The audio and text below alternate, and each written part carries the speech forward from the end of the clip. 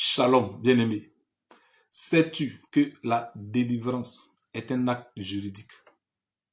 La délivrance est un acte juridique parce que la délivrance est pour l'Église ce qu'est l'expulsion pour le monde physique.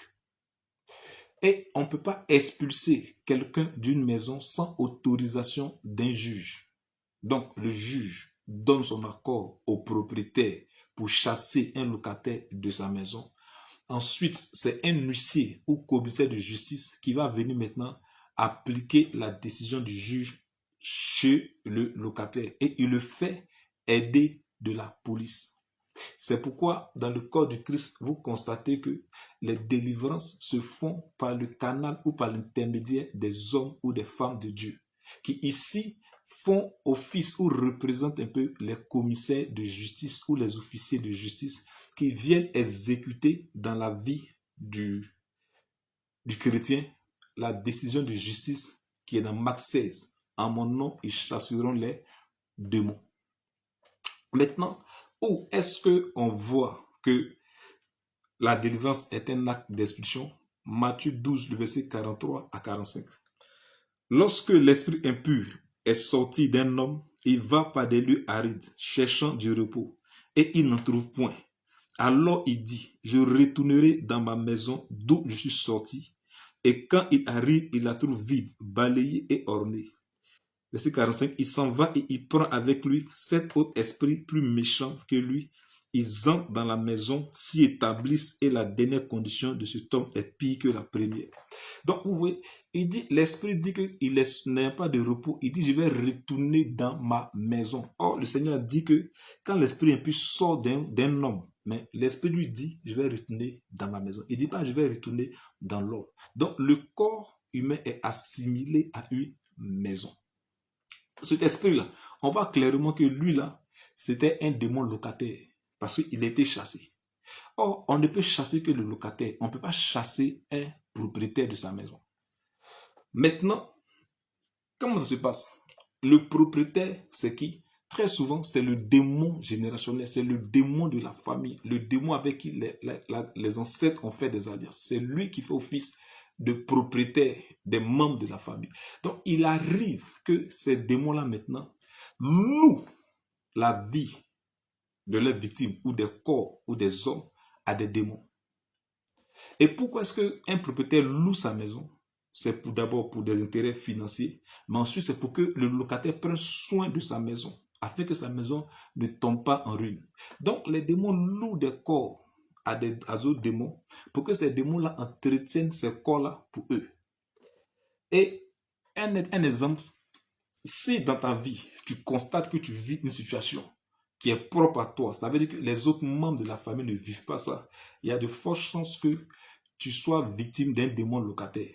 Mais si ce que tu vis, tous les autres membres de la famille ou la plupart de la famille vit ça, c'est que là, tu as affaire à des liens ancestraux.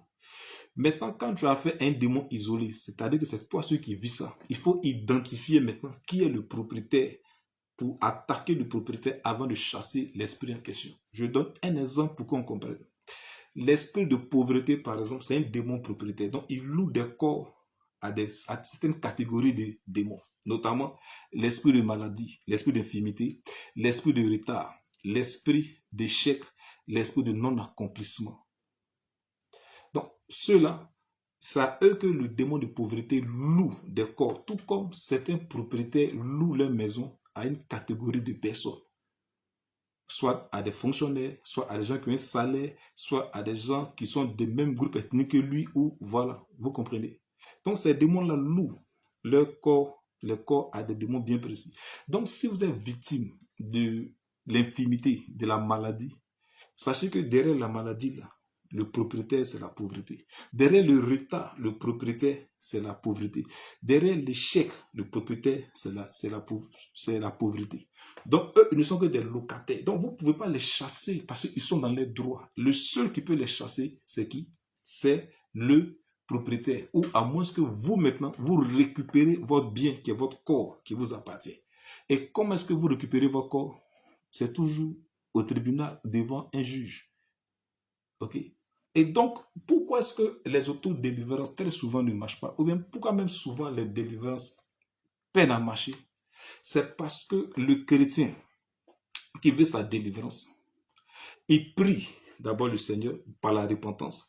Mais ce qu'il oublie de faire, c'est que quand un propriétaire va au tribunal pour demander que son locataire soit chassé, qu'est-ce qu'il doit faire? Il doit donner les motifs pour lesquels il veut que le juge signe la décision d'expulser son locataire.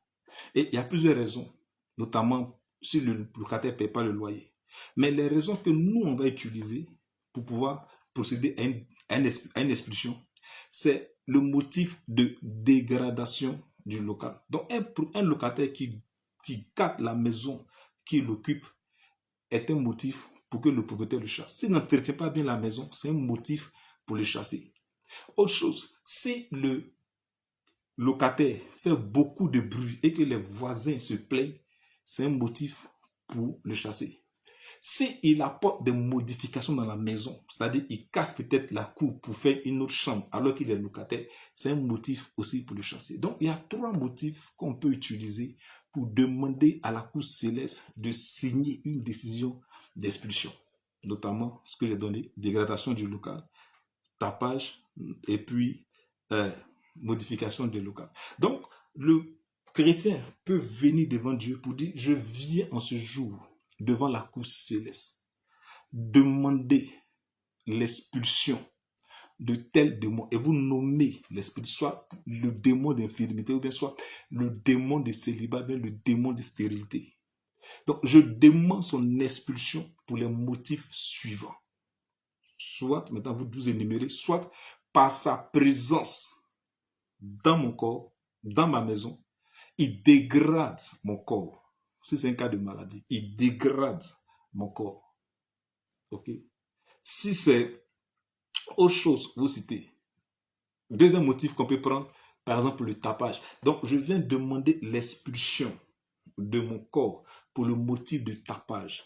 En ce sens que, à cause de ces activités dans ma vie, soit mon épouse, soit mon époux, soit mes amis, soit mes parents se plaignent de mon comportement, se plaignent de ma manière de vivre. Et donc, c'est un motif valable pour que ce démon-là soit expulsé. Ou soit maintenant, la troisième raison, pour modification. Donc, je viens à votre honneur demander un avis d'expulsion pour tel démon parce que le motif que j'avance, c'est qu'il a dégradé ma vie. À cause de lui, ma vie est en train de régresser. Ma vie est en train d'aller de mal en pire. Donc, voici l'un des motifs que vous pouvez utiliser pour demander à la cour céleste un avis d'expulsion.